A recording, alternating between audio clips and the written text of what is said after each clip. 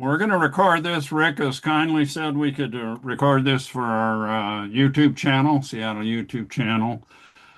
This is our 40th anniversary of PNWAS and our 24th Zoom meeting out of Quinhagak, Alaska. I think that's how I pronounce it. But he's done field work in Alaska since 1983, before his masters. He lived and worked on Kodiak and Aleutian Archipelago, where he was founding director for the Alutiiq Museum and the Archaeological Repository at Kodiak, as well as the Museum of Aleutian Unalaska. And this is the way the site looked a number of years ago. But you can see they've done a lot of work through the site. And it certainly he's telling us about what he's seeing now. He's co-directed this Nunalleq archaeological project in cooperation with the descent community of Quinhagak, and that's where he is right now. That's where the site is. For those that wanted to see it, he flew in this morning around 11 o'clock, I understand. And this is one of my favorite pictures of a grass braid that he's recovering. And but he's worked with them since 2009 and helped establish the Nunalleq Museum in 2018. He is currently an emeritus senior lecturer in archaeology at the University of Aberdeen in Scotland, and is currently working on I might have lost it here. Working on curating the artifacts, and as you can see, some pretty new things have been coming up. Okay, anyway, I'm not having much luck. I'm going to stop this, quit doing that. Anyway, he as a senior lecturer with Aberdeen, the titles of his classes tell you a lot. The one's titled Indigenous. He's quite involved with Native peoples. One's titled Community-Based and Public Archaeology. Public archaeology is what we do with PNWAS, and so we really appreciate him helping us out here. Another class is work with local communities, methods and theory and museum practices. He's done non-academic work as an ethnographer. He's worked throughout the Pacific Rim and through really the Pacific Basin. He worked with the Bureau of Arts and Culture with the Republic of Palau in Micronesia, and did a lot of work on World War II battlefields. He's got a ton of grant awards, often in the millions, millions of dollars and millions of pounds. The one I really like came before he got his master's, 1984, from Frederica de Laguna, fund research grant for $500. Now, she's a giant in archaeology in Alaska, so that was a real accomplishment. He's done over 90 publications, various topics like domestic dogs like Liz works with, but these are dogs in general. Basketry, like he said, some really good articles on basketry, my favorite, and waterfowl, birds. He's done art, masks, dolls, things you'll see tonight. Isotope analysis, particularly of hair, something Jim Chatters talked about with the Anzac youth, where they figured out he was eating a lot of mammoth. Very interesting presentation. Pottery too, even pottery. So it's, and he talked about a little bit about padding pottery. I guess was it dog fur or something in your pottery and things of that nature. Okay, a lot of these are with, not a lot, but certainly he was working with like Sven Hawkinson, Dr. Hawkinson, who's chairman of the Department of Anthropology now at UW, and did presentations with him, particularly on Kodiak. Um, just recently at the UW, he was invited keynote speaker 2023, Rescue Archaeology and Climate Change. Community-based archaeology in Alaska. Community-based, working with communities is a big part of his effort. And tons of media. So like BBC and National Geographic and History Channel. Well, with that, we sure appreciate you coming on with us, Rick, under what you've had to do to get here. Ben was very impressed that what you must have had to go through to do this talk with us, and we sure glad you're doing okay. So with that, Rick, if you could uh, begin your presentation, thank you. Okay, thanks, Dale, and thanks everybody for having me. Let me. You should be able to share. Yeah, let me do this business here. And there you go. Can everybody see this okay? Can you hear me okay? Yes, we can see you and it looks great. Okay, well, thank you. And we'll save questions till towards the end, by the way, and please mute your microphone. Yeah, well, thanks. I want to tell you a little bit about the site we've been working on out here. I think this is the 17th year here in Quinhagak. And we're here in the Yupik culture area, which is part of a continuum that goes from Prince William Sound all the way to East Greenland, with people who share a very common genetic and cultural heritage. In the Yupik country, they still call themselves Eskimo. And when you get up to Barrow and eastward, people prefer Inuit, but very similar with a lot in common, and it's one of the largest indigenous territories in the world. And the Yupik country, as I mentioned earlier, is about the size of Oregon or about the size of the island of Britain. We know very little about the pre-contact prehistory of the Yupik. I'm here in Quinhagak on the kind of the near the southern boundary of Yupik country. There are 60 odd villages here. There's about 24,000 people speaking Yupik here. Their traditions are very well preserved, more than most places, because they didn't have anything that anybody particularly wanted up until the gold rush in the 1890s.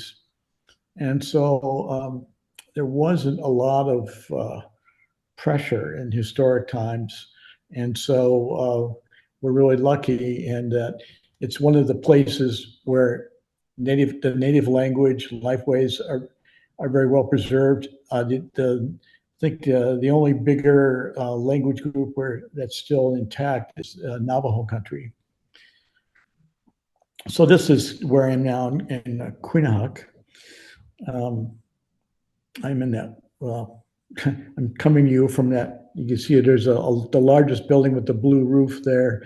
There's a little red one right next to it. That's where I'm coming to you from right now. Population a little under 700, which makes it a fairly large village. One of the larger ones, some of the smaller ones have only about 60 people in them. But it's in a very low-lying area. There's actually, you fly over and it seems like there's more water than there is land. So the kind of changes that are going on now with climate change have big effects. Subsistence is extremely important here. Groceries cost a fortune, and you can't overestimate the importance of subsistence to people's lives, the way they schedule their time, the way they schedule their year, their social relationships. Everything is predicated on making a living off the land. And it's about 20% of the hunters get about 80% of the resources that are shared. As I got here right away, people brought me stuff to eat. After I get done here, I'm going to treat myself to some moose stew and a couple different kinds of smoked salmon and some beluga. So this is Quinhagak a couple years ago, and that's a Knecht River, and it's one of the most productive salmon streams in Alaska. There's another one just down the beach called the Nunalleq, but Quinhagak has discontinuous permafrost, and like other permafrost soils in the north, it's melting rapidly. Some parts of Alaska have lost more than a mile of shoreline as that ice melts and leaves behind soil that has the consistency of bread flour. And it's very vulnerable to erosion with less ice cover, more storminess. And with it goes that entire archaeological and fossil record. And this melting is happening all over the north, of course, with disastrous consequences for sites. So back in 2007, they started finding wooden artifacts on the beach in Quinhagak. And Warren Jones, who runs the Native Corporation, called state and federal archaeologists and asked for help, and they told him that they couldn't do anything about it. And so he sent me pictures of the artifacts, and I recognized them because we found similar preserved materials on Kodiak, pre-contact wooden artifacts. So we started a partnership with landowning corporation that owns the site and the artifacts, and the University of Aberdeen. We supplied the scientific expertise, and Knecht, or Q Corp, we call it, supplied the logistics. And working in partnership starting in 2009, we've recovered the sites. They had two goals. One is to protect these artifacts, and the other was to I should back up here, was to re-engage their young people with their traditional culture. So we started by, who found an artifact right away on the beach. It was a doll, wooden doll, still had the red ochre paint on it. And from that doll, we started following artifacts on the high tide line and walked down a few miles until we came upon the site. You can see all the logs that are pieces of houses and artifacts sliding down the bank. And that was a source of artifacts that had been showing up on the beach. And so we started excavating. As Quinhagak's way in the background, you see that little tower on the horizon. It's about 4 miles down the beach. And what's weird is, especially after working on Kodiak and the Aleutians, where sites are so obvious, you see these great big, green mounds and all dotted with these deep house pits, and you can literally see sites from miles away. This one had no surface indications. If it hadn't been for the erosion, we never would have found it. When we got the total station out and shot in the elevations, there was just a little 10-centimeter lump, and that was it. No house bits of any kind. So, and there's nothing here to recommend it as a site. It's a good mile from the nearest, fresh water. I don't know, there must be a lot more like it that would be invisible from the surface. It's an unusual place. And it turns out the reason for that is that the tundra is so moist that it's impossible really to dig a deep house pit. And so what they would do is stack up sod blocks on the surface that melted down later without leaving giant house pits behind. So we started to excavate, a series of large-scale excavations, and this is those posts you see are all pre-contact house posts from when that house was constructed sometime in the 1600s. And the whole time we were working as fast as we can because of the ongoing erosion. I used to say, since we started back in 2009, we've lost about a little over 10 meters of the site. And that was true until this past weekend. All those little clumps are from sod. So we stayed ahead of it up until now, just barely ahead of it. But and what really makes the project special is that we're partnered in developing in learning about the data with the local community. And so we're not there to study the Yupik people. They're our partners in rediscovering the past, our colleagues. And so we're combining traditional ways of knowledge with the kind of academic and scientific ways of knowing. And it's worked out pretty well. A lot of these things we're lucky in working in the Arctic because so much of culture survived into living memory.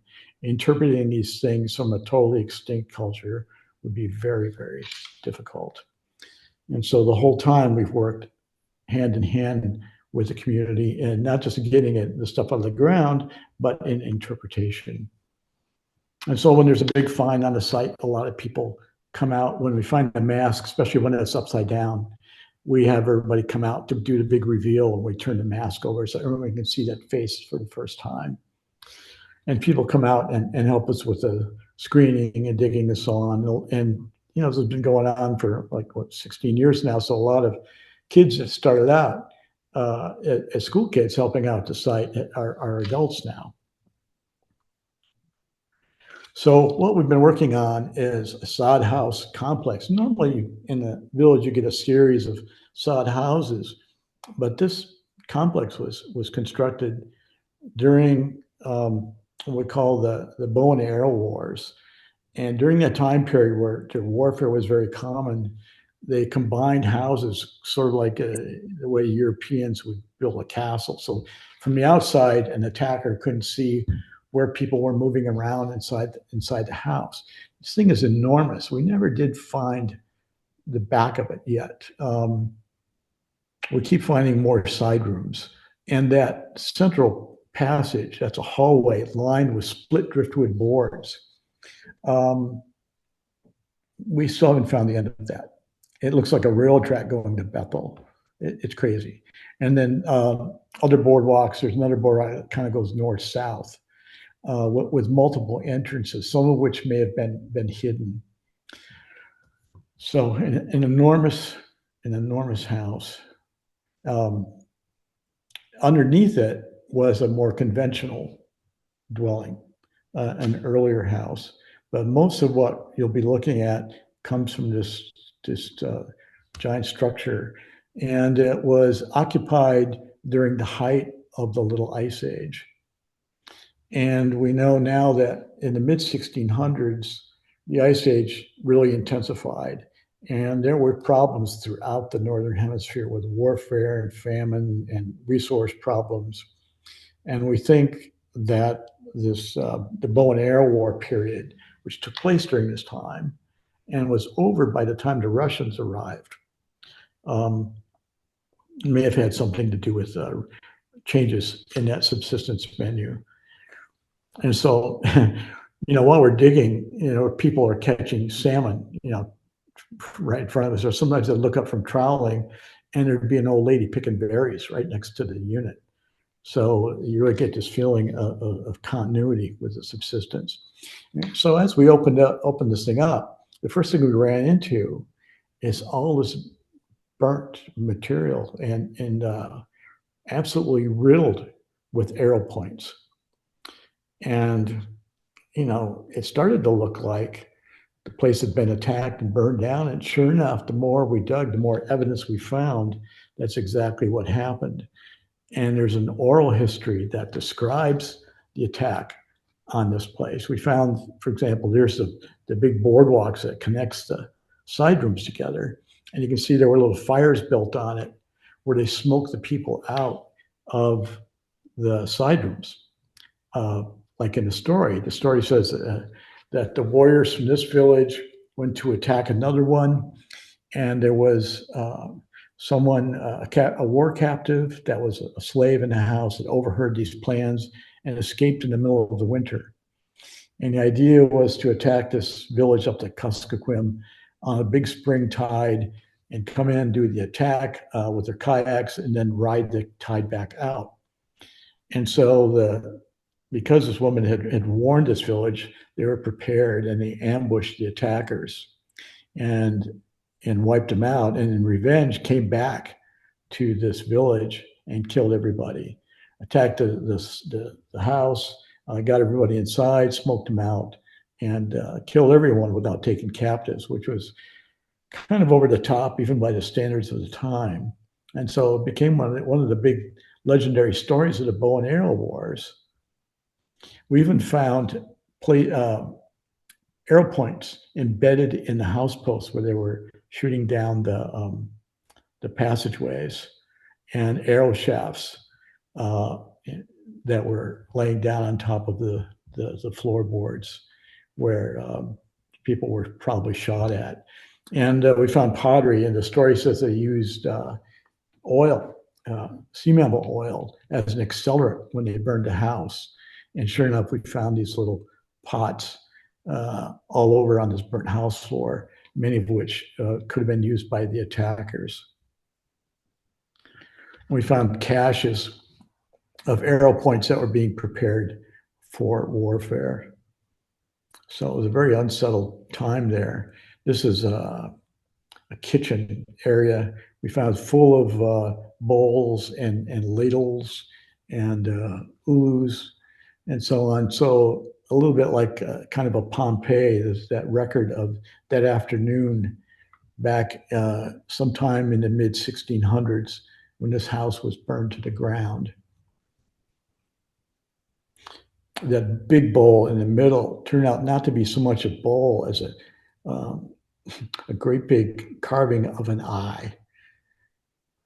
The eye of awareness that appears in jewelry. I'll tell you more about that later. So pretty amazing. This is a dog. We found the dogs dead in the house, and the heat was so intense it even preserved the muscle tissue. When I first found one of these, it was frozen. It was so well preserved. There were big chunks of meat on the bone, and I thought, it was a fox or something that had crawled in and died. But it turned out that the dogs were inside. You could see where a log had fallen down on the dog. So when I saw this, I thought, oh my God, what if we find a people like this? This kind of burned, bodies that look like beef jerky. I thought, oh my God, the press is going to be all over it. And we wanted to avoid a reputation as grave diggers because we're the first archaeological project in many years. So I was really dreading that. But in fact, we didn't find any humans inside the house. They were outside the house. We found human remains out there. They were tied up with grass rope, and they've been dragged out of the house. And I thought at first that somebody had just dragged bodies out of the house. But we did soil analysis of the soil surrounding the remains, and found that a lot of the lice and fleas they were surrounded by circles of lice and fleas that jump off a body right after it dies and begins to cool. So using forensic remains like that, it looks like they were alive when they were taken out, and they're systematically killed. We found one that was where the head had been partially cut off and the knife had broken off. So pretty grim times. So this is all summarized in Anne Phinnip Reardon and Alice Reardon's book about the oral histories of the bow and arrow wars. Again, this had pretty much stopped by the time the Russians got there, and we don't see a lot of sign of it beforehand. The earlier materials don't show this kind of evidence of warfare. So below this burnt layer, we started, getting into the generations that lived there before. Probably 3 or 4 generations of people lived in the house before it was burned that one day. Nobody occupied the site afterwards. So as we dug, the preservation just got better and better because we were digging in soils that had just been recently thawed. About 80% of the material we find there is made of wood and other organic materials. Relatively little lithics. I mean, the lithic assemblage from the site in total, there's a few nice pieces there, but not that impressive. If all we're looking at was the lithics, it wouldn't be nearly as interesting a site, obviously. But when you get a site like this with all this organic preservation, the recovery is just insane.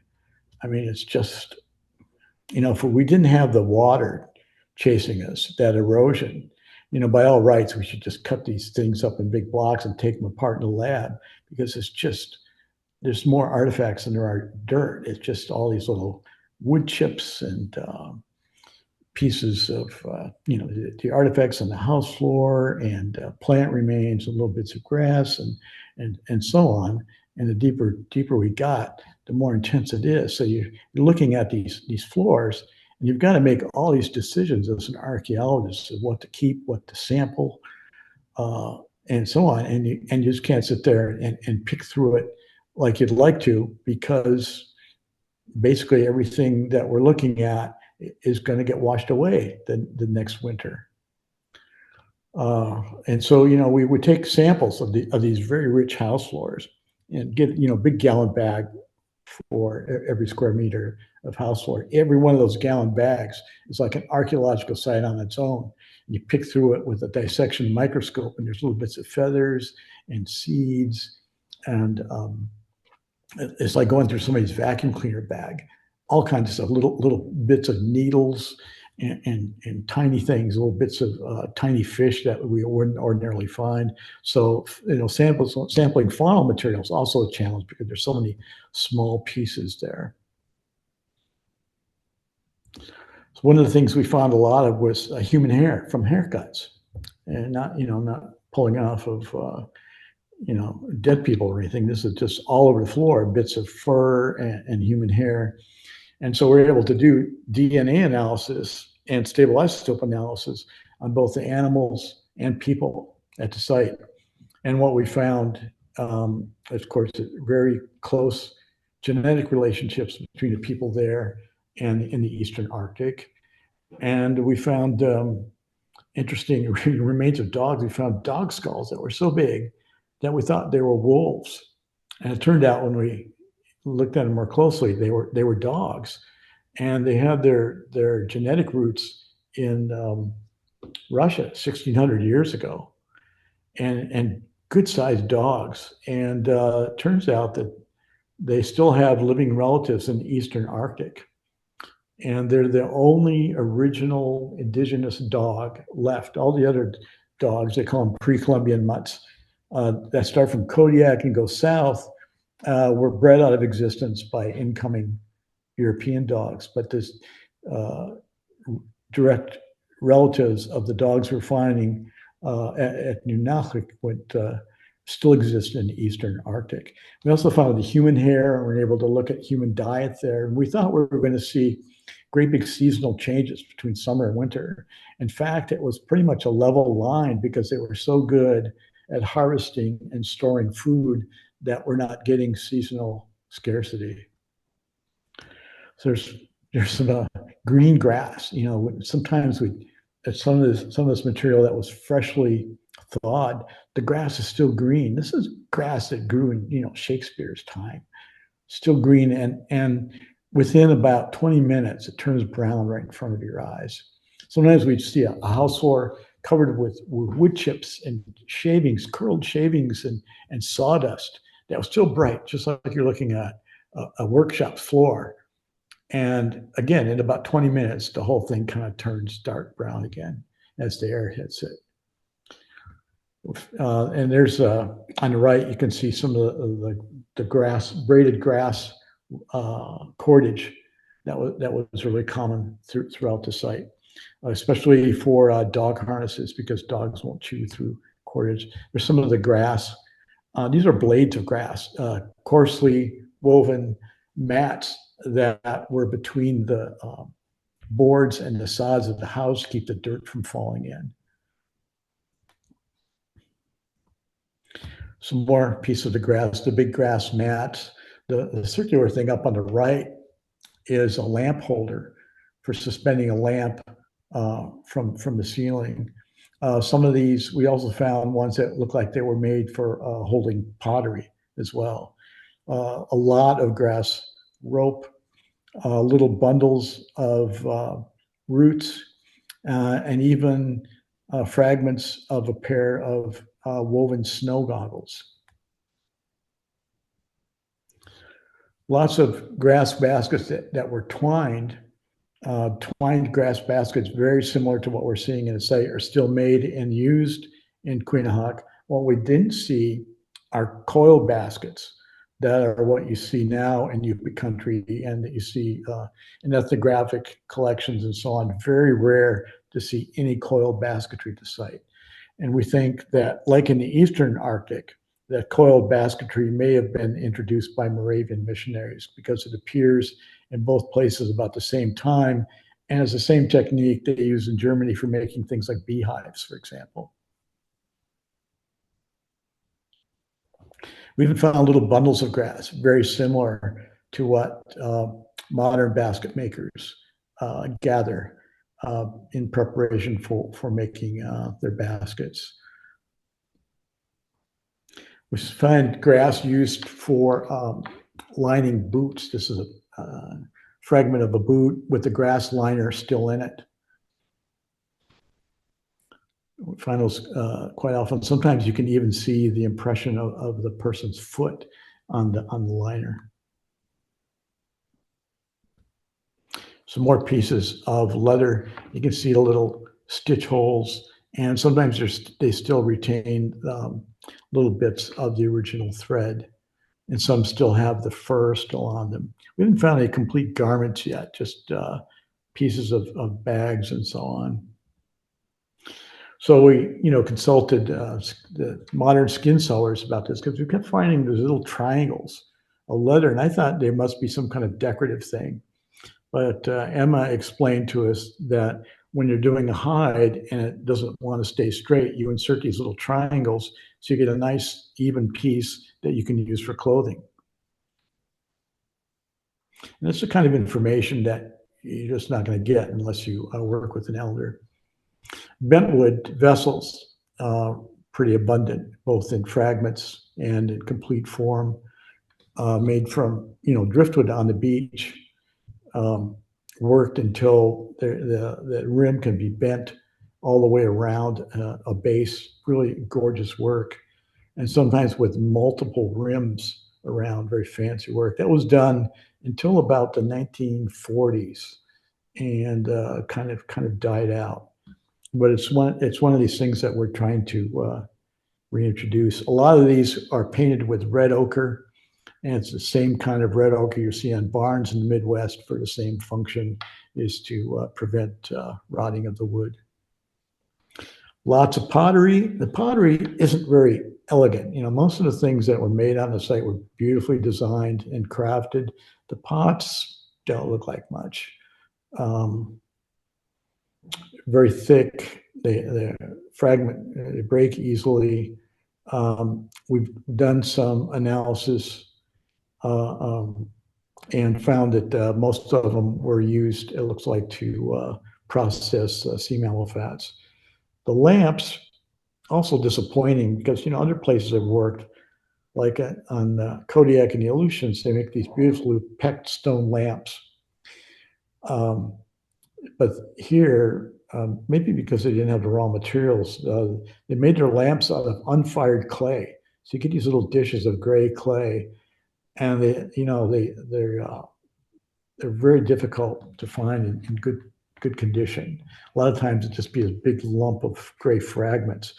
The complete ones we recovered were turned out to be tempered with dog fur, big clumps of it. And we don't know what the reason for that is. Maybe dog fur was just abundant inside the houses. But when you break one of the things or look at a fragment of it, there's big tufts of gray dog fur sticking out. There's a clay lamp like that pretty much at the entrance of every side room. So as we dug, elders would bring their grandkids out, and a lot of these things, survived into living memory. We found a lot of hafted ulaks with blades made of ground slate. Ground slate ulaks still exist as heirlooms in a few households here in the village. They were replaced pretty quickly by metal blades. And we found a lot of hafted lithics of all kinds and knives. Some of these knife blades, ordinarily you'd find a blade like that, and you would think that's a Nunalleq blade, but there were flensing knives that used the same blade. A wide variety of knives. A little tiny sharp one there down on the left is used for making holes for labrettes. We found the one on the, third from the bottom on the left is iron. We found one little iron blade, probably cold hammered iron, picked up from the beach, coming over from Asia. We found two other handles that had some iron staining on it. Again, probably not through trade as much as just found on the beach. Very, very small pieces, probably very carefully curated. A lot of hunting gear. Sea mammal hunting gear is fairly complex, but again, since it survived into living memory, we know the names, we know how these things were used. The toggling harpoons used for ice edge hunting and from hunting from an open boat. The barbed harpoon points are for hunting from a kayak. John Hunter, that's his real name, runs a hardware store and started making metal versions of the toggling harpoon points. And he went out with his harpoon and right away got 4 seals. And the big advantage of those over shooting a seal is that when you shoot a seal, a lot of times they'll sink, especially in the water around the Kuskokwim River Delta, because it's not very saline and the seals tend to sink out of sight. And so with a toggling harpoon, you get your seal and you don't have to worry about losing it. So there's a lot of gear associated with sea mammal hunting.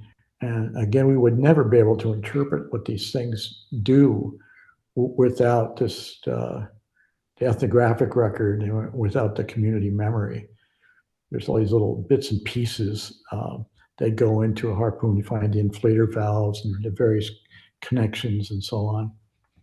And wooden hunting gear like snow goggles, the wooden visors. Every one of these arrow and harpoon points had a wooden sheath that protected that blade and kept it from putting holes in your kayak skin or your rain gear. So tons of these wooden sheaths, some still tied together, some still with the points inside. Arrow shafts with painted designs. And we didn't get too much of the sinew, but we get a lot of the shadow, lashing shadow, where the feather fletching was tied on. And you can see, too, the shadow from a sinew-backed bow. So, this is the kind of stuff we're finding out at Nunalleq. In a normal site, all you get is this. So a much richer record. These are fish lures. These are used for winter fishing. And one thing that surprised me, I stayed out here for a winter, and one thing that really surprised me is how much fishing goes on year round. It's not just the salmon fishing, but it goes on all through the winter. And one of the techniques is to use these little ivory lures, and they've got the holes in that have red ochre or little bits of pyrite to attract the fish, and they're used as jigs. These days they use the metal one, of course, and the fish follows the lure up to the top, and you can spear it or grab it with a net very quickly. Some of these are made from mammoth ivory. Got a lot of pieces of kayak frames, as well as models of kayaks. And what the models show us is that the kayaks that were used in back in the 17th century were quite different than the ones from the ethnographic and historic record. Very different shapes of a bow. They tend to be much less beamy, so faster boats with less volume. It may be because they were important in warfare. We don't know, but by historic times, they've gotten a lot beamier, slower boats, but with a lot more carrying capacity. So a lot of R&D always with kayaks. A lot of the kayak frame parts we know the Yupik names for. Most kayak frame parts are painted with red ochre to preserve them. One of the more common artifacts actually are game pieces, especially darts. Darts as in like pub darts. And sometimes the darts are made of recycled arrow shafts and so on, but those pointed ends were inserted inside of a shaft of a bird feather. And the points are made of usually bird bone, sometimes antler. They come in all different sizes, and we must have a couple thousand of these things. There's a lot of stories about dart games. There's a story about a dart game starting the bow and arrow wars, for example. And dart games are played throughout southwestern Alaskan cultures. The tops were also used in gaming and gaming pieces like dice. So when you're playing, gambling with a small group, it's fun because everyone gets a chance to be rich at some point. Find a lot of status-related items used for jewelry, like amber beads, for example, very valuable. That's an in situ picture of a string of amber beads that we came across. Found these little stylized caribou hoofs made from red slate.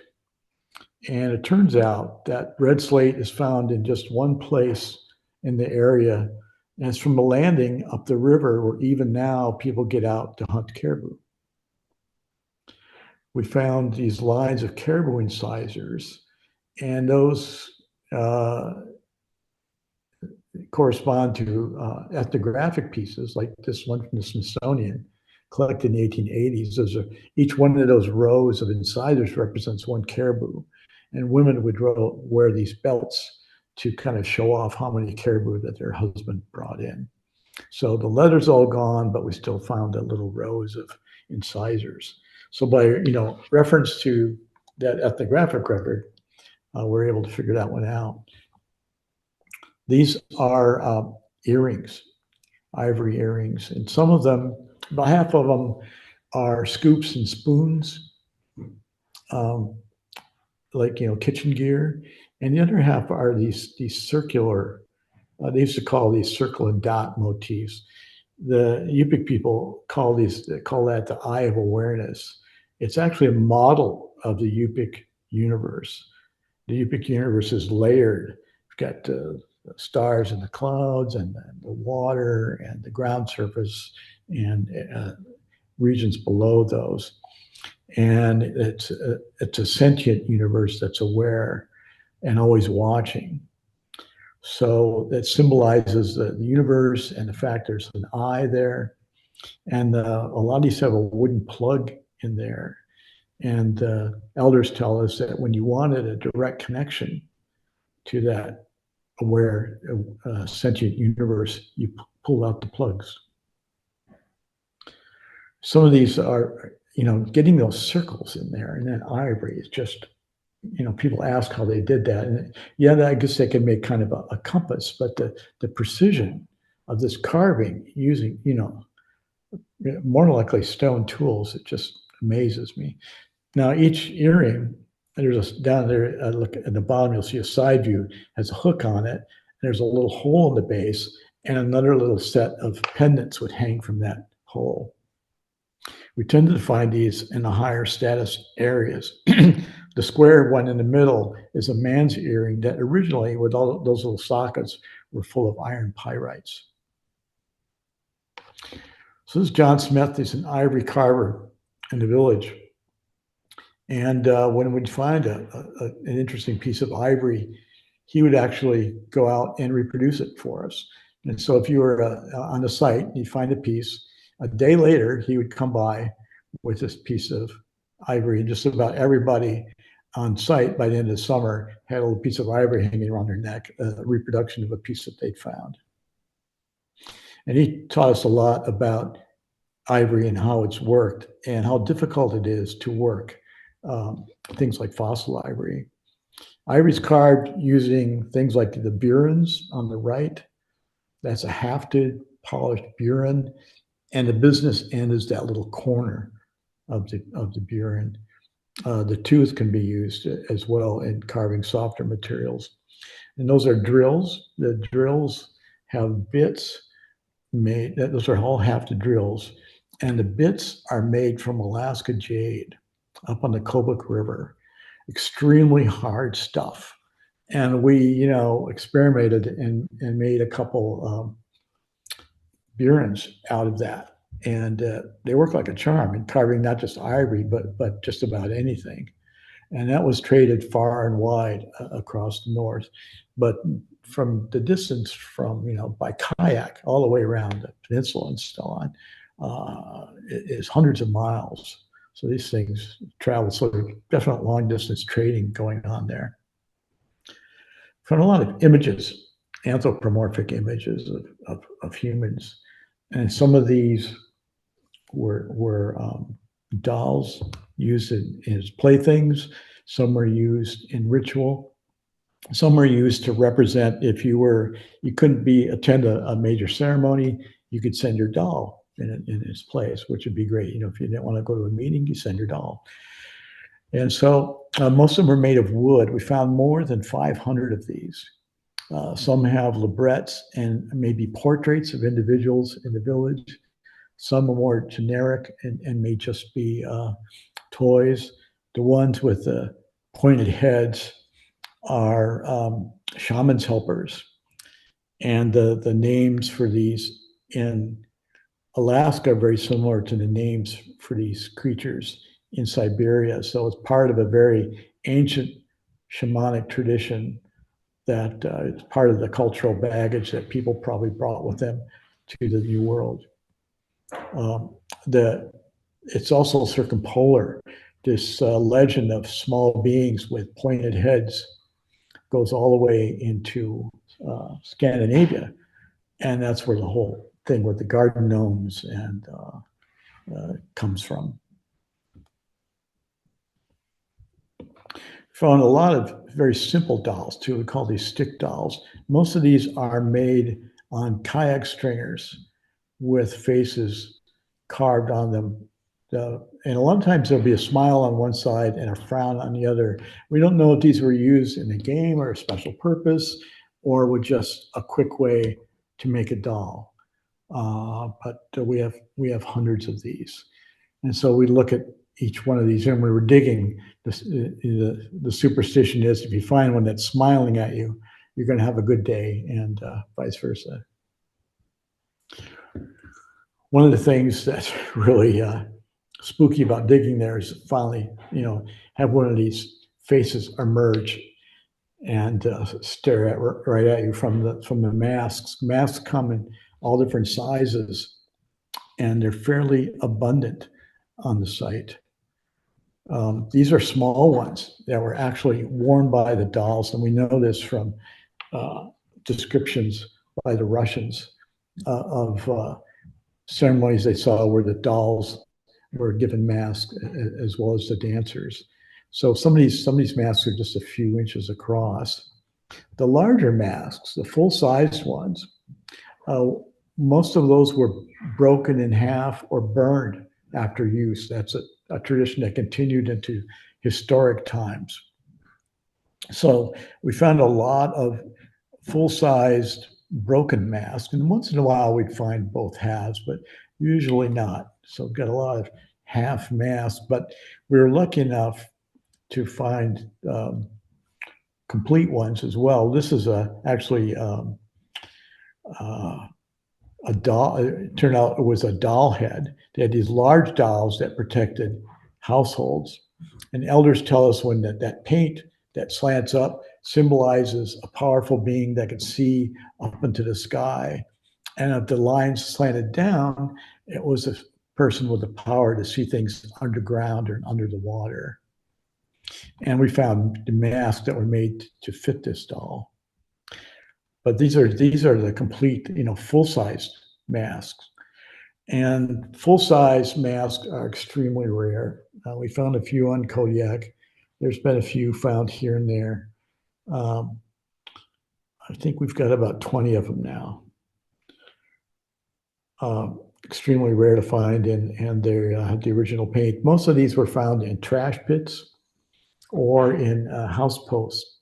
In the earlier house, it's more common to find a full-size mask. It looks like that tradition of breaking and burning masks may have been something that arose late in time.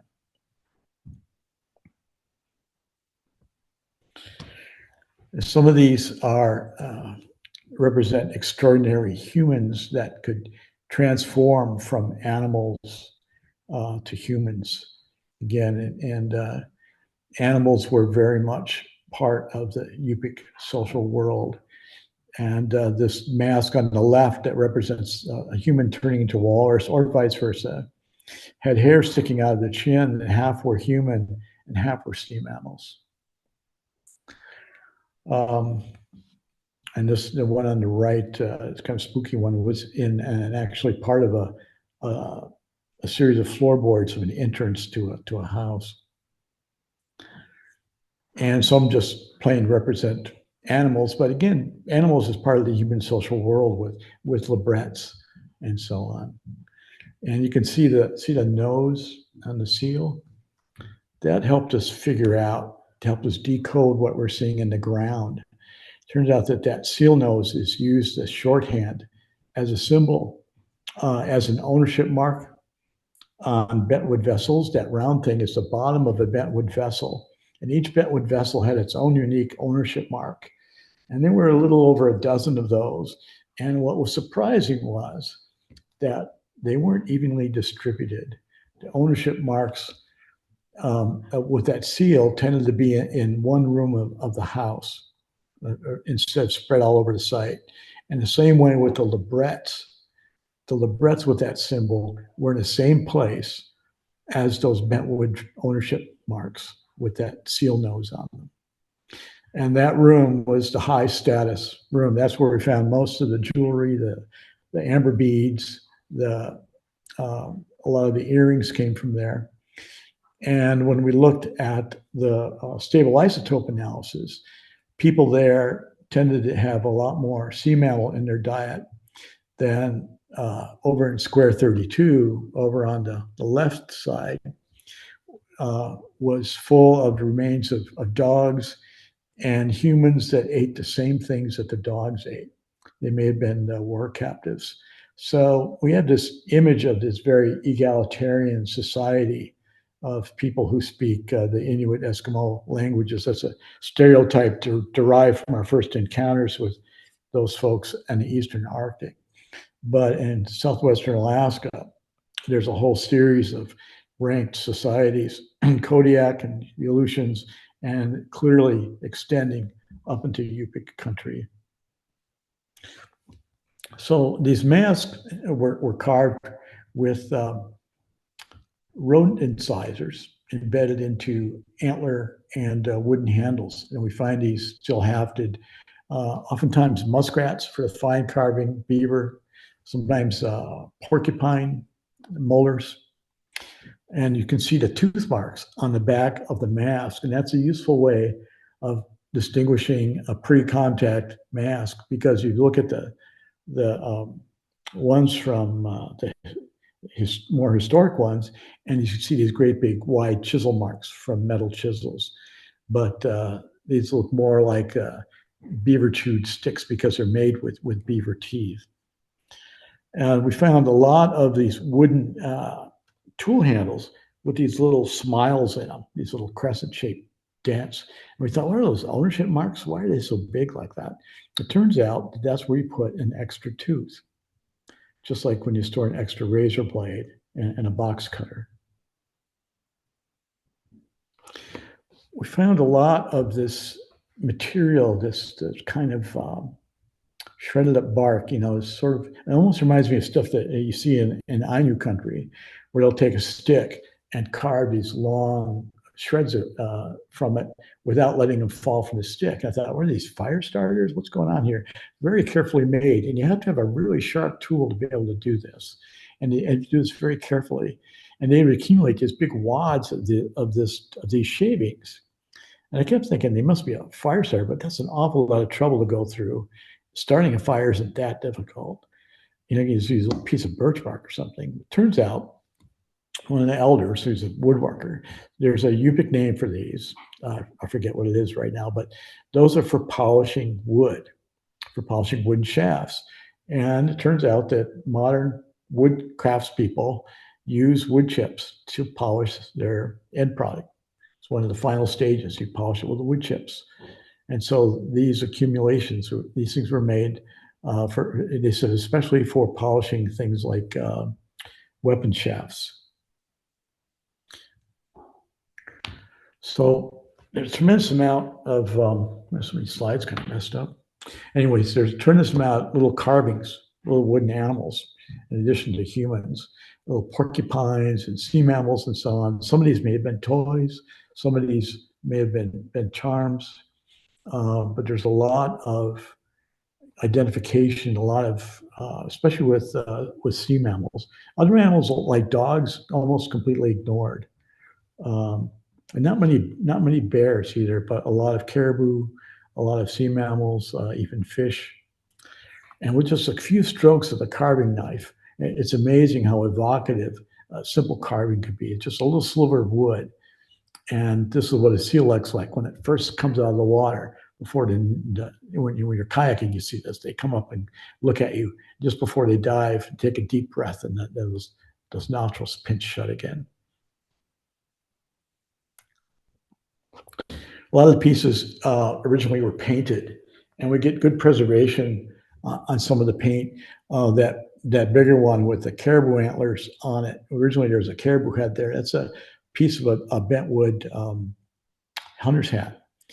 A lot of the other paint goes on to mask attachments, for example, with mostly red and black. On the bottom is a paintbrush. It was a little wooden box, and we opened it up, and there was a paintbrush handle that still had an animal fur bristle attached to it. So that really helped us identify, what paintbrush handles were, because we were confused by those for a long time. So this is how we've been working. We go out on the site, and we have a lab tent, and processing this stuff is complicated because it's soft, it's delicate, it needs to be kept, wet and cold, because it looks perfect, but it's being held together by water, and we need to replace that water with polyethylene glycol, or PEG. It's like a wax, and it soaks into the wood, so when the wood dries, it doesn't fall apart. But depending on the size of the object, it needs to be kept anywhere from 3 weeks to a year. And so, we pack everything up and put it in these totes. And let's see, we put it into these yellow totes. And usually by the end of the day, we've got about 2 or 3 of these totes. And we bring them back and have a big show and tell at the end of every year, showing all of our best stuff and get people's comments on it. And it used to be when we packed all this stuff all the way back to Aberdeen in Scotland, because we didn't have a conservation lab locally, and worked on it there. But starting in 2017, we established a Nunalleq Museum. It's an old preschool that we actually moved over there, and that's about 100 yards from where I'm talking now. And inside is divided into a conservation lab and a collections storage room. And the point of this is to build local capacity to take care of these things over the long term. Just like the digging, we can't do it on our own as archaeologists. We're stretched too thin. There's just not that many of us. There's just not that much funding. But by partnering with the community, we can do it. Because otherwise, digging these sites is really daunting. There's so much processing, much more than there is which is already a lot in any site. But with this organic stuff, you're talking hours and hours and hours for every hour you spend in the field taking care of this material. So by training local folks in the simple stuff, whether it's cleaning, and then the more complicated thing of cataloging, is how we do it. It's Monica Shaw, who's a conservator that helps us from the Anchorage Museum. This is our conservation lab. During the summer, the material comes in here where it gets cleaned and put in the polyethylene glycol. And this is a typical summer day with stuff laying out everywhere.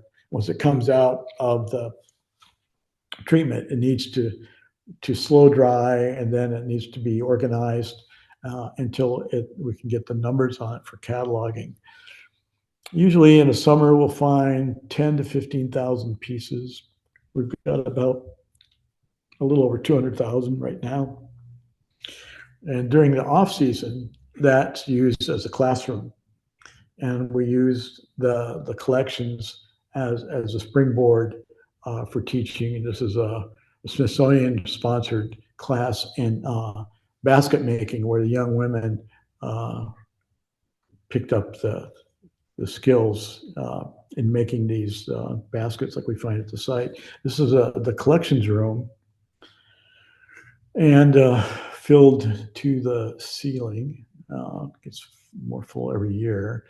And it's a teaching, well, back up a little bit. That gray, the flat files are used as teaching collections. This is a peek inside of a couple of the teaching drawers with samples of the dolls and librettes and jewelry and various tools and so on that people can come in and look at. And this class is being conducted all in Yupik and we used Yupik names and Yupik classifications for the pieces. And of course, the school kids come in as well as elders. And, it's a little bit risky having a collection this important and spectacular out in the village. It's not gonna, doesn't have the economic catchment of a big city or university, but the rewards locally and scientifically of having it embedded in the community are huge. And I really can't think of any other way that this could have happened. This was the way it was meant to be for the whole project. They put so much of their blood, sweat, and tears into this. When we first started digging, the first 4 years were supported by the village before they had running water. So this is where the teaching goes on. It's Earl Atchek from Chivac teaching about woodworking. We have workshops every year. One of the big goals of the project was to get young people re-engaged with their culture. And that's worked out better than we ever thought, because the kids who grew up with the project formed a dance group. And, the Quinhagak was missionized by the Moravians, which are very conservative, and they put a stop to masking and dancing and so on about 1900. And there hadn't been any dancing since that point. And they asked permission of their elders to form a dance group, and they were given. And the first dance was when we returned the artifacts in 2018. They welcomed the artifacts home, and they carved a mask for the occasion. They wrote the song as a site so their ancestors could participate. And this is all driven by them. There was no adults as part of this. And since then, they've grown up, and there's been workshops in making dance fans and drums and so on. And so the dance group, instead of being driven by elders like it is in other villages, is actually driven by the young people. So we've got things, outside the village, online. There's an educational resource where you can talk to elders, male and female, and young people, male and female, and archaeologists, male and female, about the site and what they think about it. And you can click on different parts of the house and the artifacts and so on. And then there's a virtual museum, an online museum, where we've got 800 artifacts in three dimensionals. They can turn and look at them, and 6,000 pieces online.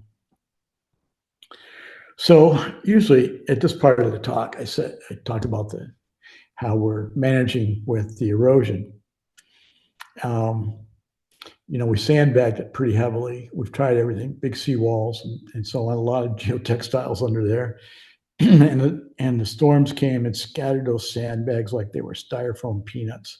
We find these, fully loaded sandbags, like a mile down the beach. And those things weigh like, 50 pounds. I just don't know how that happens, but nature bats last. And so it's a picture on top I took last summer of the site, and down below is what it looks like now, same location. We lost about good 60 feet, 20 meters plus of the site, and all the way down the beach, stripped it right down to the Pleistocene clay. Hard to believe. To give you an idea, this is our old site plan there with all our squares. Everything to the left of that red line is gone. We had excavated most of this stuff there. There's a big block where you hadn't gotten down to the earlier house yet.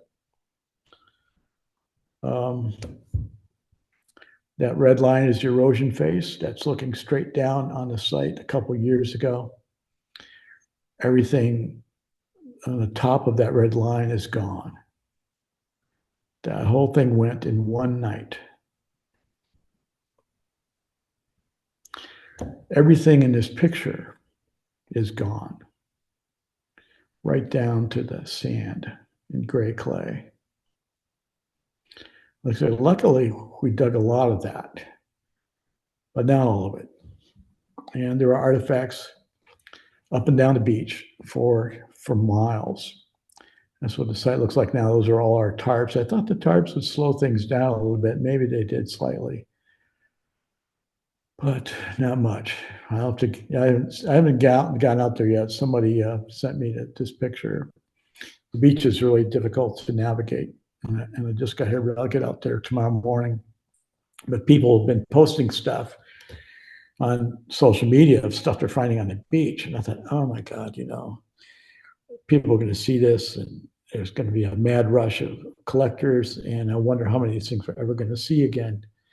But in fact, when I got here today, long line of people started coming in with great big boxes and totes full of artifacts.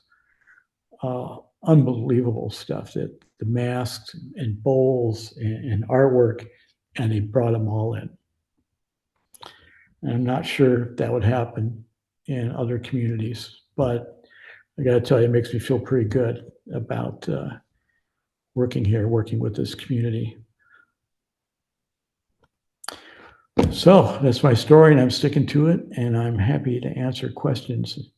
One thing I should mention is that I talked to the native head of the corporation here, and he would welcome volunteers.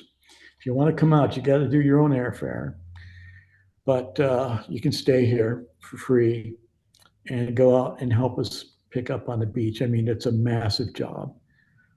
There's so much to go through out there. We're expecting another storm in 3 days. But if you'd like to come out and join us, we'd love to have you. And I'd be happy to answer questions if you're still awake.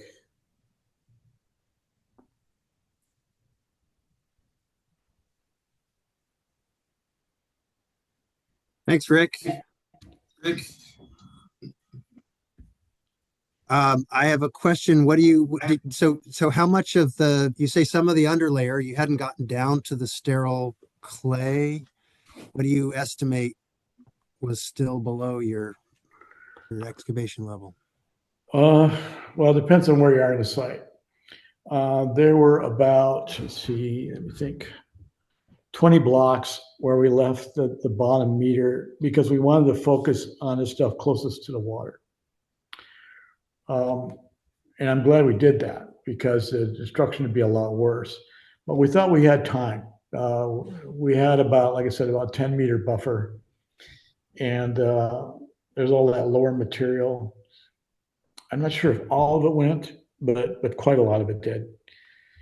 Probably a couple freight cars full went overboard. So I don't know, it's difficult to estimate. In terms of cubic meters, let me think. I'd have to look at the map. Let's see. 20,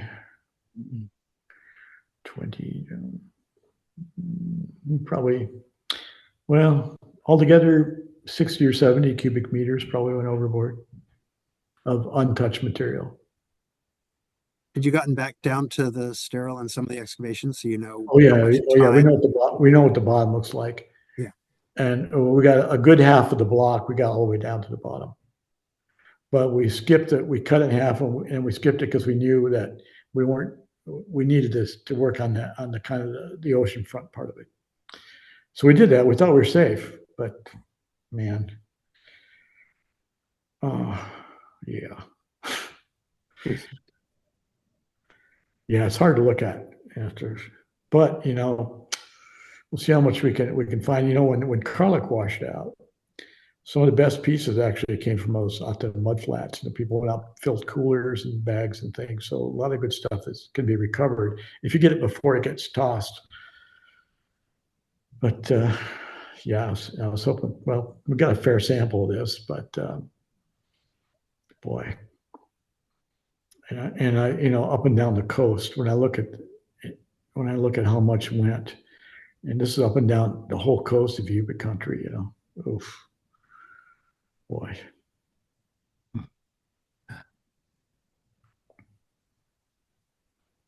Yeah, I think we're all in shock with you. Yeah, it's tough to look at.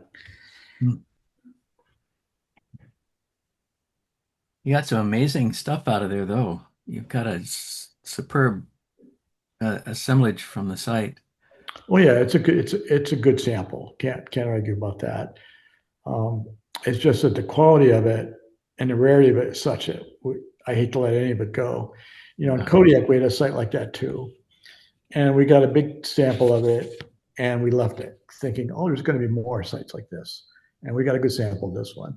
But you know what? We never found another one like that. And there may not be another one like that. Yeah. Like how many Ozets are there? Right. Just the one. Yeah.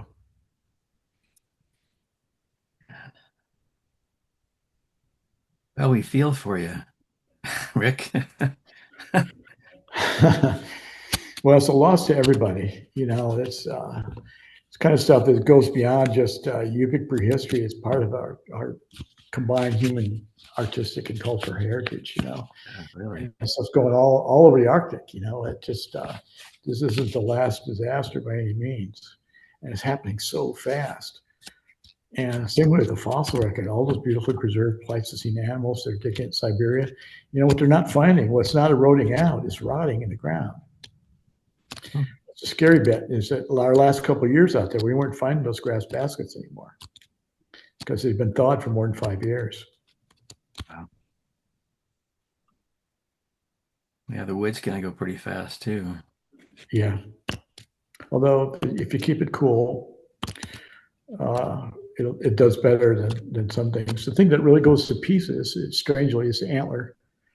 We use antler for our carbon dating because the wood stays in the system for too long in the north. It's can come out of a river in Siberia, get locked in the ice, and hang out for a few centuries and throw us way off. So the antler is actually the most friable stuff. It can go to pieces when it gets wet very quickly. So we use caribou antler for our dates anymore. Do you have whalebone mask at all? Not whalebone mask. Actually, relatively little whalebone because the delta is so shallow that the big whales can't get in there. You get most of the small whales the whalebone we get has probably been imported. You know, on the other sites, like in Aleutians and Kodiak, you get tons of stuff, big whale vertebrae and lots of whalebone wedges, very rare. The other thing that's, I got to tell you, it's really spooky. Having, you know, this is a Yupik site, and the site down in Kodiak, also Yupik speakers, very similar cultures, rooted in the same cultural roots, same, you know, language group and all. The wooden stuff, very familiar looking, especially the religious stuff, very recognizable. All the stuff that's, you know, the stuff that you can, plastic that you can work easily, very, very, very similar. You really see that relationship. But the lithics, you would never know that they're the same people. Whole lithic categories, whole tool groups, that the most common things in the world down there, we didn't find one of. Net sinkers, couldn't find a net sinker to save our life. Cobble scrapers, stuff that's so common down in Kodiak, not a one. Very, very different. And so if all we had was the lithics to look at, we'd see some ground slate. And that looks a little, you know, some of the end blades and ulu blades, okay. But in general, you'd really wonder if they're the same people or not. So anyone that relies on a lithic assemblage, good luck with that.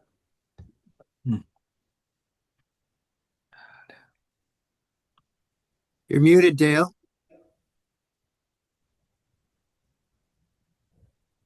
How about fish hooks, Rick? I see spears and you're saying, do you find any bentwood fish hooks, shanked fish hooks?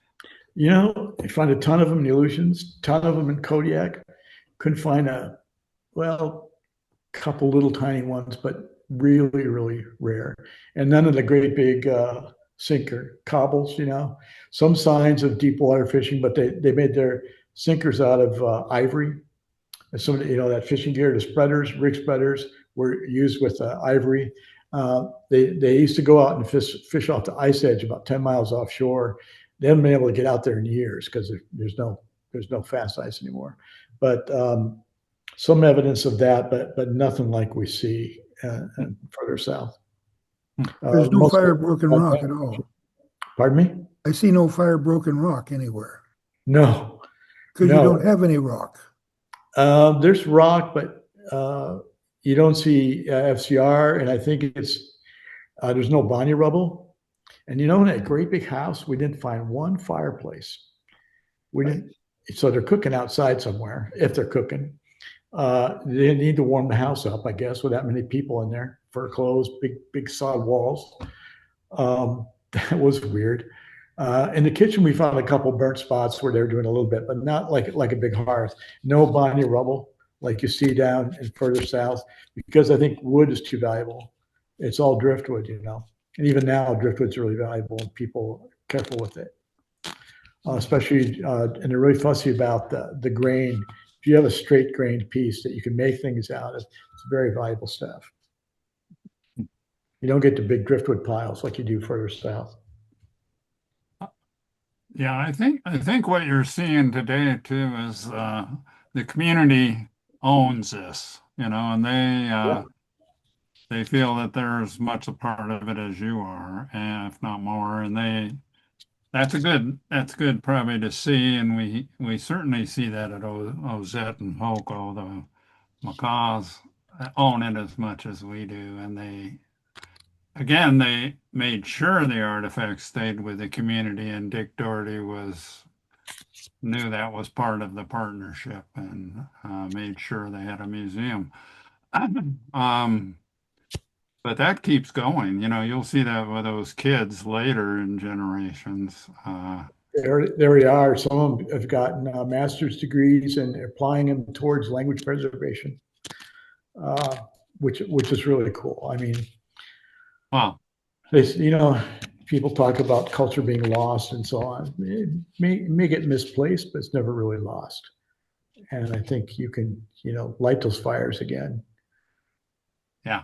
Yeah, well, this certainly does it. It certainly did it for macaws, I would say, and probably Paul too. You know, they saw the whaling tradition, how important that was, and that certainly built into them returning to whaling, and just having the ability to have some control of your own culture heritage and tell your own story is huge. Hard for those of us not in that position to imagine what that would be like. Imagine someone else having all your artwork, all your heirlooms, all your culture heritage, and making up their own stories about it in ways that aren't quite right. And I don't know,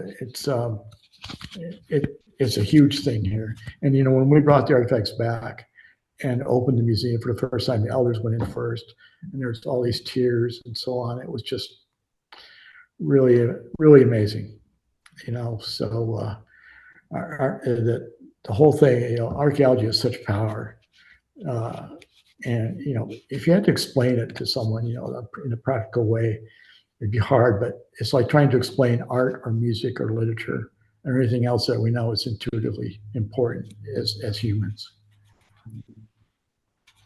Yeah. When we first arranged this is before, of course, what we just saw in terms of the typhoon or how long.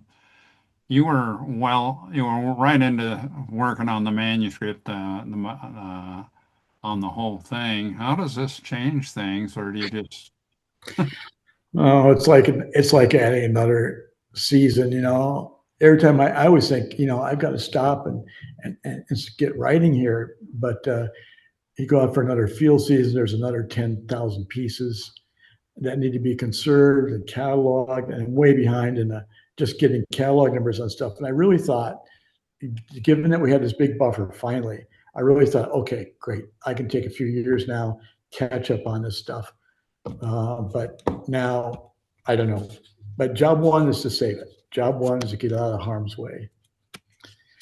So, yeah, that's the daunting part of it. By all rights, we should have slowed down years ago and just wrote this up. But we didn't have that luxury.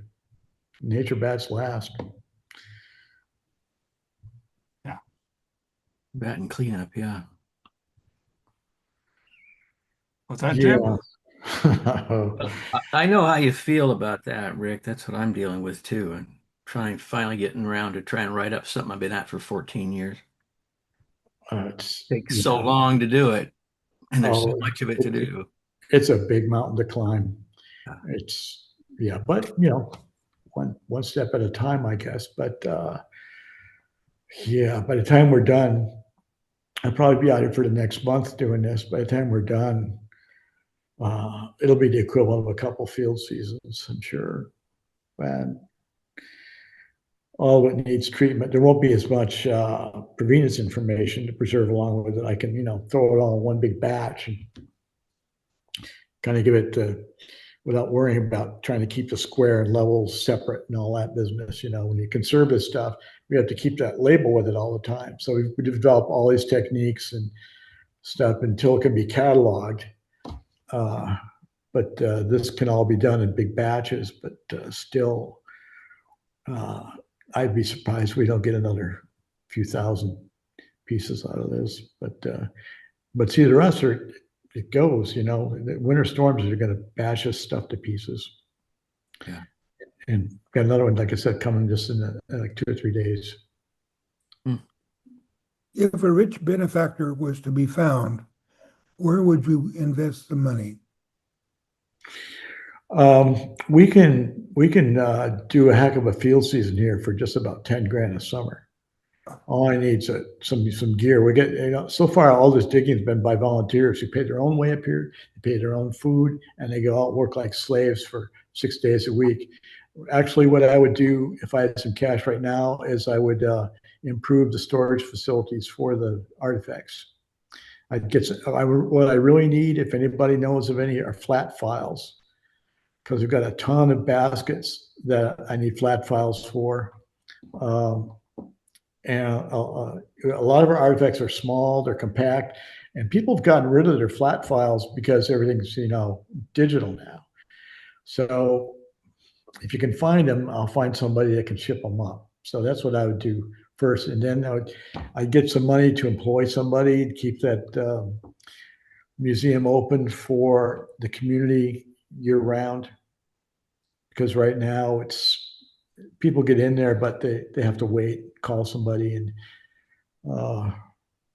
I'd like to get a few people some scholarships. I've got one trained who's actually a Northern Cheyenne who's just been admitted to the graduate program at Aberdeen, and he's interested in taking this on. But it doesn't have to be expensive to do a lot of good. Put it that way. It wouldn't have to be a Rockefeller. We can do a tremendous field season, like 10 or 20 grand. That's all we need. And I'll do it. So Rick, I've got a question related to that.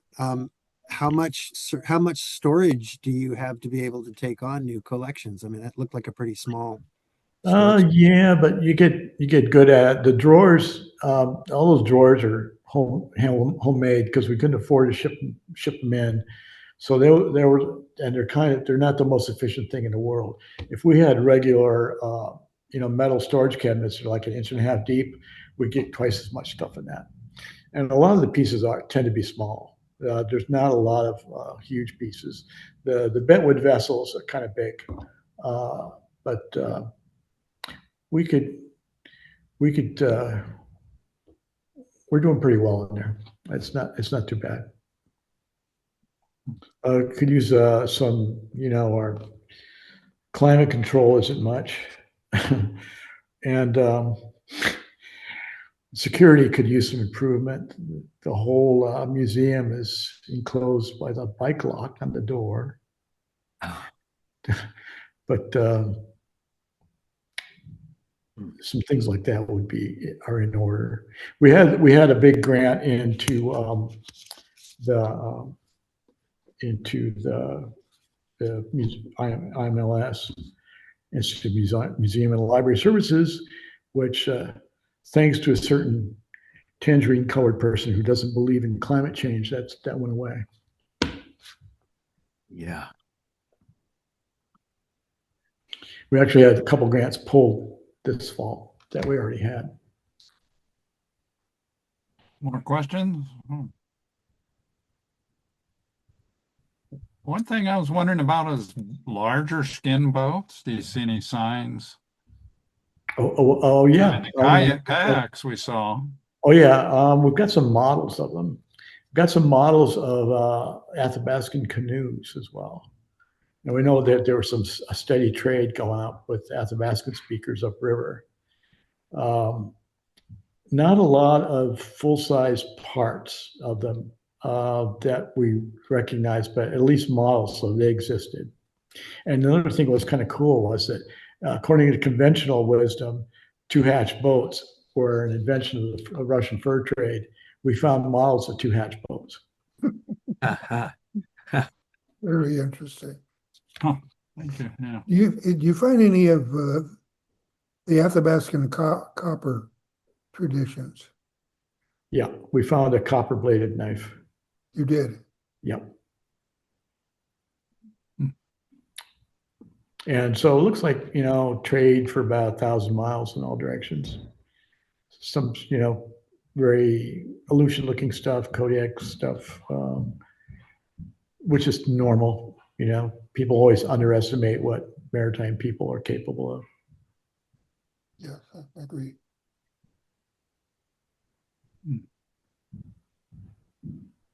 Any other questions? I saw something. Yeah. I got to quit. When you showed this stable isotope record that you were getting from hair, yeah, there was a bit of a pattern to it. It had a spot. It had a couple little bumps, but they're spaced nicely. And if that was just one individual. Well, the spacing comes from what they do is they take a big piece of hair, and hair grows a centimeter to a month. Anyway, they cut it up into sections and then do stable isotope on each section to see if right. I know. Yeah. Okay. Yeah, but they what it looked like was you might have a seasonal pattern of something different being consumed that's raising your delta N15 a little bit. Well, when we put them all together, we didn't see that. Now, Oh. there were some, what was wild was that there was a lot of individual variation, like food preferences, maybe. We tend to read our ethnographies and Yupik ate this and this and this. And we know in general that's like a third fish, about a third salmon, about a third marine mammals, about a third caribou, something like that in general. But there were some that had big loops, that had big, and maybe they were going out to fish camp, or maybe they were moving around. And there are others that may have just been more or less sedentary in a house. But the individual variation was way out there. It was kind of unexpected. We were just surprised to see lines as level as they were. And there's a lot more that can Sometimes, be yeah, done. caribou can be nasty tasting, or the seal meat particularly. Maybe somebody just didn't like it. Yeah, it could be, yes. Or maybe there was religious preferences, or who knows, or maybe we're looking at class differences, which is possible. Certainly it seemed like there was a lot more social divisions than I expected to see, and a lot less, sharing of material culture. I mean, you would think everyone in this one great big sod house, people's stuff would be everywhere, but it seemed like they were very careful about that, which you wouldn't get anymore. And there's did some interesting work with the vitamin D studies too. There's a lot more to the hair studies than I'm able to talk about.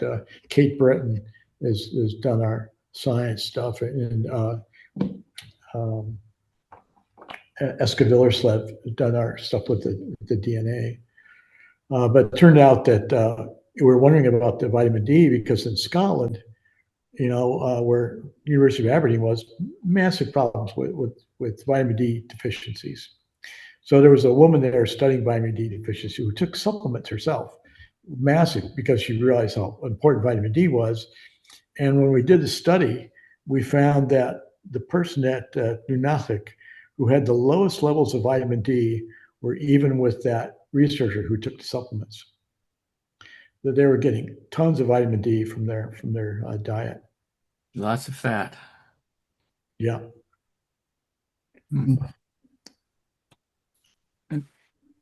In terms of faunal remains, how about what kind of fisheries do you see any? Whitefish is really good for vitamin D, and especially halibut if you sun dry it.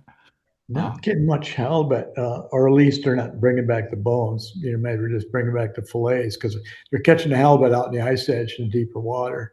Although they come in close during the summer to pick up the salmon, but not seeing the halibut verts. Actually, not seeing the animal bones in general that you do when you dig in South Alaska. There's these great big fall middens, and house bits are so full of trash. They look like big smiles when they're cut in half on an erosion face of clamshell and just raining down bones and stuff. The Yupik believed that the subsistence remains needed to be returned to the sea or even buried in graves. And to this day, huge social prohibition against dumping subsistence food into the dump. You've got to take it out and you put it on the beach, or you throw it out in the woods somewhere. And if you take even an old caribou hide or something to the dump, everyone's outraged trying to find out who did it. It's considered really disrespectful, and that's reflected in the record. Now, we do get tons of faunal stuff, but not like we would in a typical South Alaska site. And what was wild about the faunal stuff is that we got a wood bison. They're buffalo hunting out there. Can't you believe that? And the caribou, we did one of these analyses of the teeth, the mineral content of the teeth. It turns out the caribou were local and not migrating like they do now. But there's been a whole dissertation on the faunal stuff. Tons of salmon bones, of course, and sea mammals and the dogs, and a lot of animal fur to go with it. We did stable isotopes on the dogs, and they had a really interesting pattern where they get these huge jumps in sea mammal seasonally. It turns out what happens is that when the ice breaks up, dead seals wash in, and they're so nasty you can't do anything with them. But even up until they stopped using dog sleds, they go out there and they'd slit them open with a knife and let their dog teams eat them. Yeah, yummy. Yeah, bison. Can you believe it? No moose, of course. Moose are a climate change thing. They follow the willows upriver. They didn't start getting moose up here until about the mid '60s. Is there any evidence of human feces? Yeah, yeah, yeah, and you can tell instantly what they are. There's a lot of just dog droppings, and pretty well preserved. They don't stink or anything until you break them in half and have a whiff of it. You can tell instantly it's a dog. Same thing with the humans. Like, holy cow. And your hat will fly off your head. You're like, oh, it's like we're conditioned to be disgusted by the smell of our own feces, But yeah, I could see one. There was one that was kind of flattened. It looked like it must have dropped out of grandma's pants or something. Pretty rare. Not a lot of them, but when you hit it, you really know. And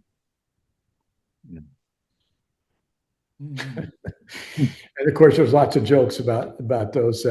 We're unmerciful. There's a whole bunch of what we call them the professionals who look at those things and for parasites and whatnot, especially the dogs.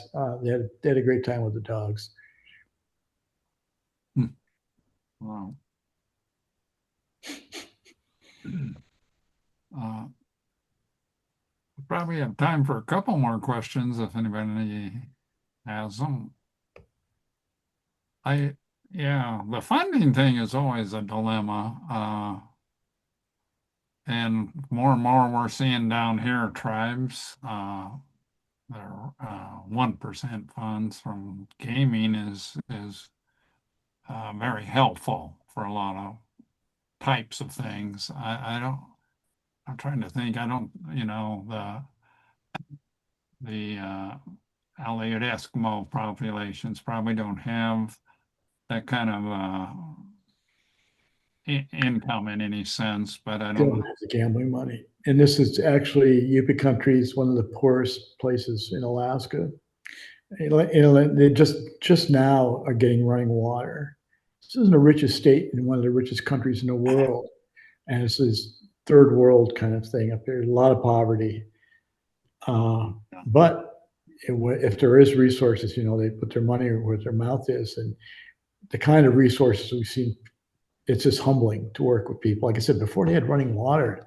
They're spending money on this, and they bought us vehicles and going all out.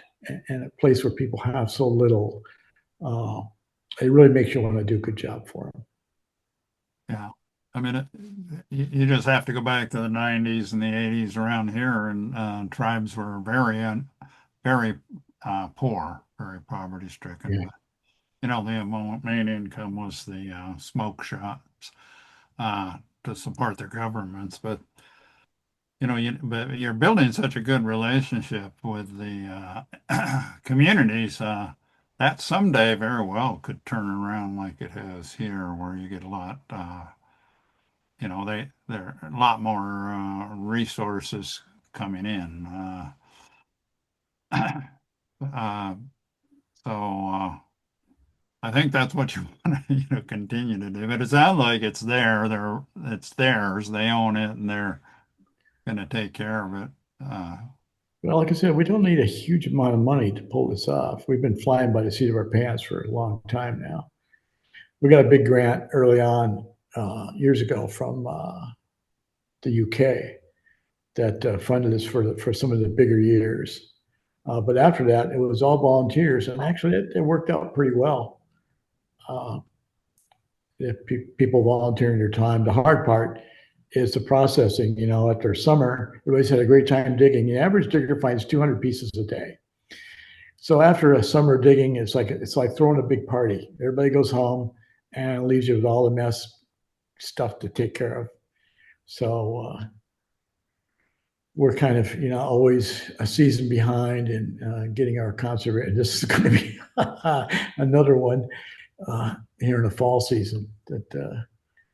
But yeah, you don't need a lot of money to do a lot of good. So it wouldn't take much. And I think you're right. Someday with a collection like this and this accessible for people, this kind of artwork and stuff, these masks and dolls and things, pretty dazzling. So I think eventually, we'll look back at this and think it's pretty primitive. But meanwhile, job one is to keep it from getting washed away. At least this one site and thousands of miles of coastline. Yeah. So, other questions or comments? I think you're doing a great job. I think, and your writing is quite admirable too. I think you might have to do it in stages where you get what you have done. Yeah. These. Yeah, starting out with like hard. You say, every time this happens, it adds so much data. Oh, geez. Yeah, well, I'm starting out with the hard stuff, the artwork, and working my way down to the more common. So, for every mast, there's probably a couple thousand, arrow shafts and stuff, that kind of thing. Typical. And